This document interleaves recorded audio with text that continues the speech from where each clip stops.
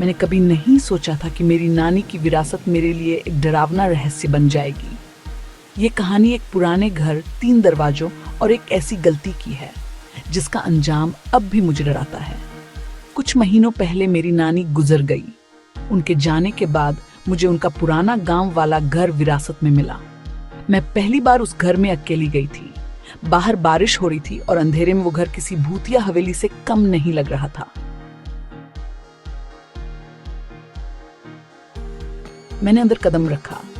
हर कोना धूल से भरा था, बिजली भी नहीं थी। मैं 2 दिन रह लूंगी फिर बेच दूंगी। लेकिन उस रात एक अजीब वॉइस मेल आया। लेना, ध्यान से सुनो। तहखाने में 3 दरवाजे हैं, एक बंद है, एक तुम्हारा है, लेकिन तीसरे को कभी मत खोलना, कभी भी नहीं। मैं चौंक गई। नानी की मौत के बाद यह वॉइसमेल आया था।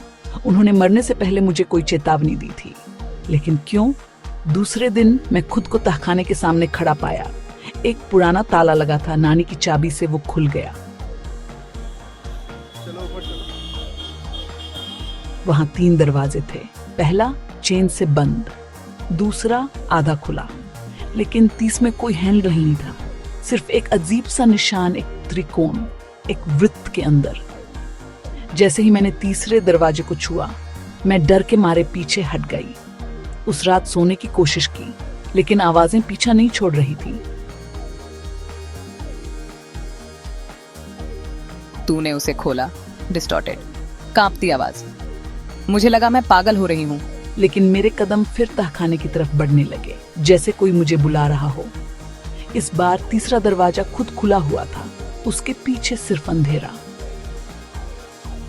लेना, मेरी मदद करो। जैसे ही मैं अंदर गई, दरवाजा बंद हो गया। चारों ओर सिर्फ स्याह अंधेरा, और फिर मैं हवा में थी, कोई जमीन नहीं। अचानक मेरी नानी सामने आई, लेकिन उनकी आंखें सफेद थी, मुंह खुला जैसे चीख रही हो। और फिर काले हाथों ने मुझे पकड़ लिया, मुझे खींचने लगे उस अंधेरे में। सुबह तहखाने में कोई नहीं था। वो तीसरा दरवाजा बंद था, लेकिन अब उसमें से एक हल्की सी रोशनी आ रही थी।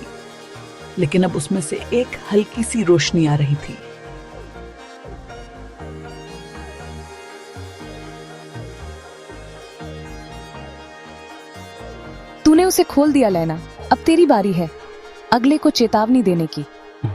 अगर तुम कभी किसी पुराने घर में जाओ और वहां 3 दरवाजे हों, तो याद रखना तीसरे को मत खोलना, वरना वो तुम्हें बुला लेगा। अगर आपको ये कहानी डरावनी लगी हो तो लाइक जरूर करें। ऐसी ही और कहानियों के लिए सब्सक्राइब करें। और याद रखिए, कुछ दरवाजे हमेशा के लिए बंद होने चाहिए। तूने उसे खोल दिया। Very soft, almost inaudible.